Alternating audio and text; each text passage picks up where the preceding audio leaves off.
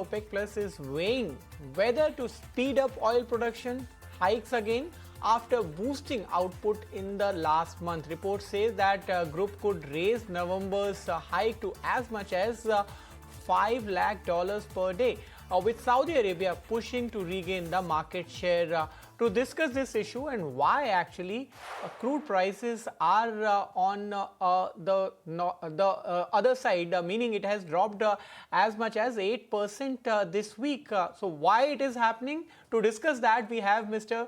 Bjarne Shcieldrop, Chief Commodities Analyst, SEB. Mr. Shcieldrop, welcome to ET. Now, my first question to you is, what is actually worrying the investors? No, I mean, everyone except oil producers want the lower oil price because it's great for the global economy, for all the consumers, all industries. Everyone loves cheap oil, you know. So it's more speculators sitting long oil and oil companies who are worried about the lower oil price. And of course, Saudi Arabia is an oil producer, and it doesn't really like to have a low oil price, but it is indeed taking back market share. And then the big question is, we have seen them lifting the quota much faster than previously announced from April this year, and now it's all about the remaining 1.65 million barrels per day of voluntary cuts. They are unwinding that cap and reduction. And last month or this month, they increased it by 137 kilo barrels.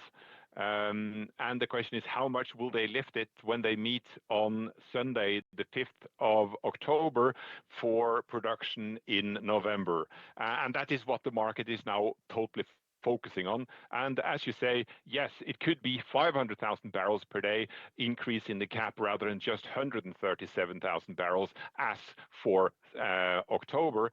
And I do believe that they will actually lift it by 500,000 barrels, the cap, when they decide on that on Sunday.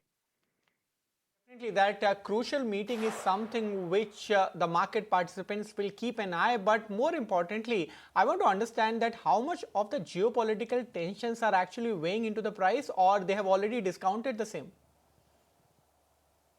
You think about all the commotion in the Middle East as well as Ukrainian attack on Russia.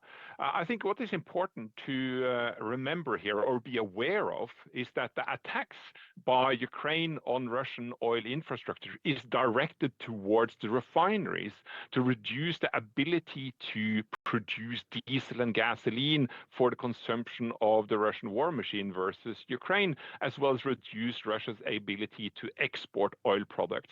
It's much harder to repair a complex refinery than to repair a simple oil pipeline.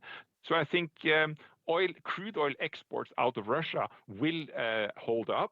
It's hard to damage the crude oil exports, and maybe even crude oil exports goes up because they cannot process crude in their own refineries anymore.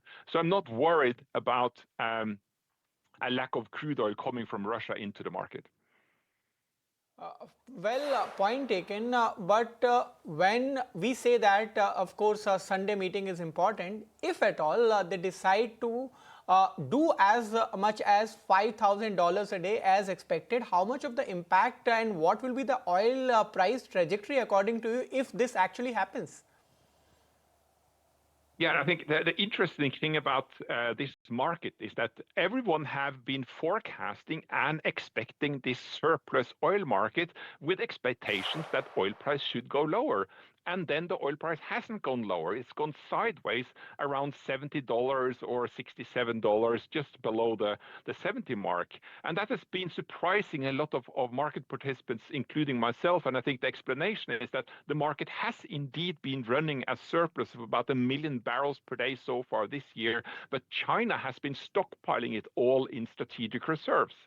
So that has been holding up the price. And also, if you look at the Dubai marker, the crude oil marker coming out of the Persian Gulf, flowing into the global market and towards Asia, that structure of the oil market has been holding up very strongly and basically carrying the whole market all until now. But this week we saw that also appeared to be significant weakness in the Dubai crude oil market in its crude oil forward structure. So I think that is a sign that we are now moving into a larger surplus where China is not necessarily able to stockpile all the surplus. We see US oil inventories starting to move above last year and also now just below normal inventories and ready to move above normal inventories, and that is likely going to push the oil price lower.